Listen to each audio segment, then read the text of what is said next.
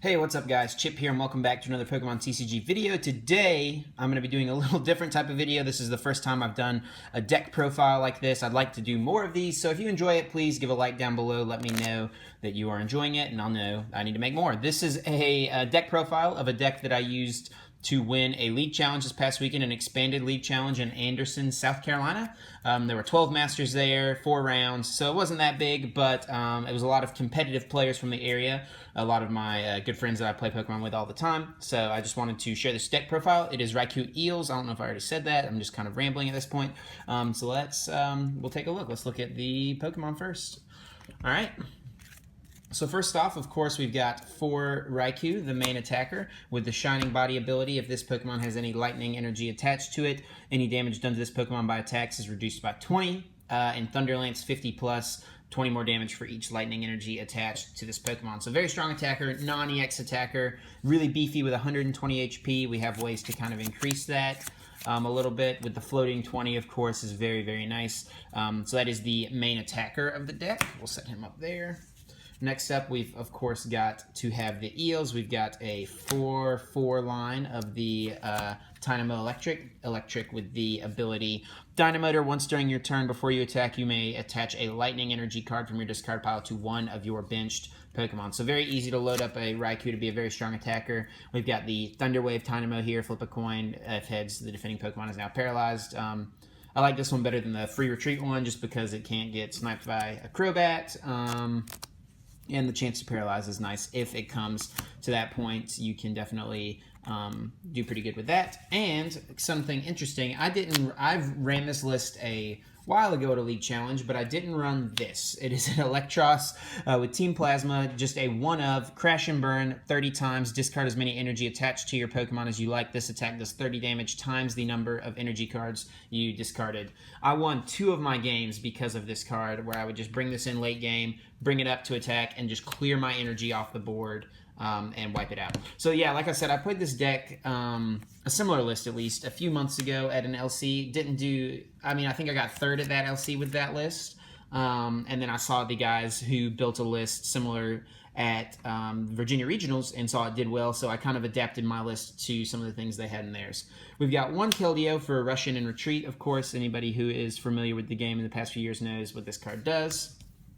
Just to swap out for status conditions, and also a really nice combo is that we can rush in. If we have a Raikou active, we can rush in, have the Raikou on the bench, Dynamotor onto it with an Eel a few times, and then retreat with a Float Stone, bring the Raikou back up, and start swinging again. All right, and then 1 Shaman EX for draw. It's really not necessary to have more than 1. Most games I ended up not even using Shaman, so it was just kind of a luxury to have if I needed it, but most of the time I really don't need it. Okay.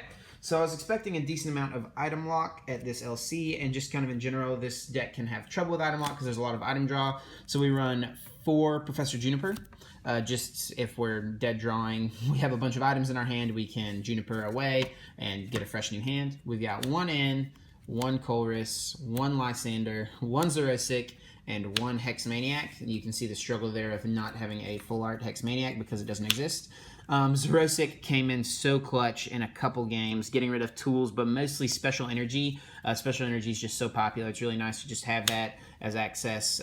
Just get rid of Special Energy can really disrupt your opponent well. Colress is, of course, very nice. Just shuffle draw. Skyfield's a very popular stadium, so if you're playing a Rayquaza deck, you can Colress, get a bunch of cards from your deck, and then bump their stadium, hopefully with a Rough Seas or something like that. So that's our supporter line. Next up, we'll move on to items. Right here. Yep, there we go.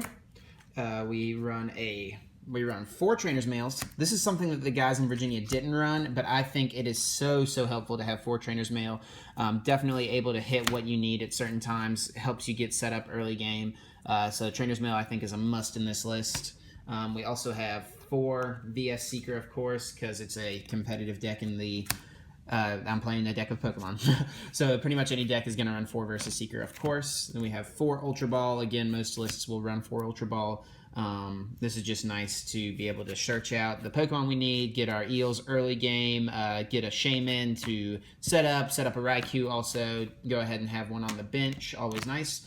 We also run 3 Level Ball because all of our Eels, 8 of our Pokemon have less than 90 HP and can be sought out with Level Ball, so really nice for setting up Eels early game. We have 2 battle compressors. I think some lists will run 3 or 4, but I think 2 is nice whenever you have the 4 trainers males. You can run 2, you hit them when you need them. Nice to ditch energy to Dynamotor with, or to ditch our one-of supporters to be able to get them back with Versus Seeker, or if, you know, we don't have a supporter in our hand, but we have a battle compressor and a VS Seeker, we can just battle compress away and get them that way. We've got 1 Tool Scrapper, just because it's nice. Came in clutch one game when I was playing a colorless Ray. He had another Ray that was ready to go to Mega Evolve on the bench, but I was able to Tool Scrapper away his Spirit Link, so there you go.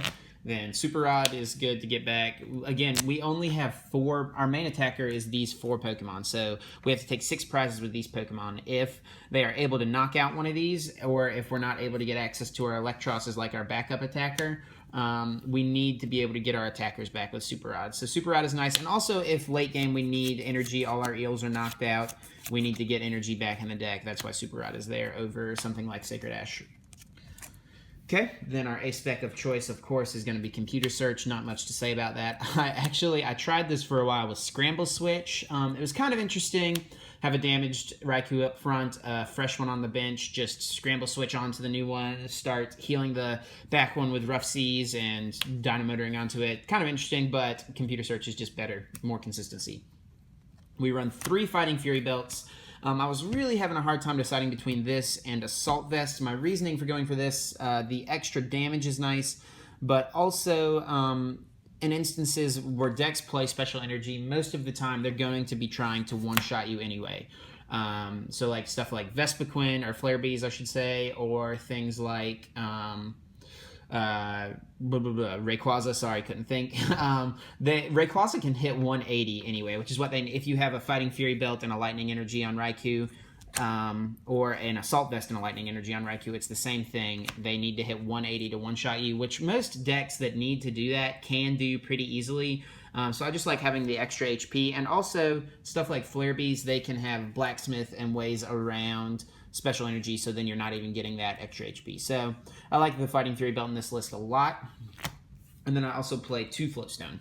Obviously, mostly for the Keldeo to rush in and retreat, but also it could be nice if the Eel gets Lysandered and I don't have a Keldeo, attach it to an Eel and bring it back to the bench. And I can Dynamotor while it's active, so I can have a Floatstone Eelektrik up front, Dynamotor to my bench, retreat into an attacking Raikou. Then we've got 3 Rough Seas, Stadium of Choice. In my original list, I ran Skyfield. I liked Skyfield a lot whenever I was running the Pikachu EX. Pikachu EX was just kind of for fun to be able to say I built a competitive deck with Pikachu. But I like Rough Seas a lot better, just able to heal damage off. If you're not running the Pikachu, you don't really need... The idea with Pikachu is that I needed to have as many eels going at one time as I could, so that's why I liked Skyfield. But I like this better if I'm not running the Pikachu, just because I don't need but probably 2 eels going at once, and with 4/4 that's really easy to do. And lastly, last but not least, we run 8 Lightning Energy. Might seem a little light, but I was never in a situation where I needed more energies. So I think 8 is a really good number in this list. Of course, I need to get 2 more of the Wizards of the Coast energies. Those are my favorites of the old energies. But yeah, guys, that is my deck list for Raikou Eels. Let me know what you think down below. Comment, let me know what changes you'd make. If you want to see me do gameplay of this on TCG Online, please let me know. I'd love to do something like that if that's something you guys would be interested in watching. Please be sure to give it a like I said. Follow me on Twitter for updates on when I'm going to be posting videos. I also do code giveaways and all that stuff. Link is in the description. Thanks for watching, guys. Until next time, take care.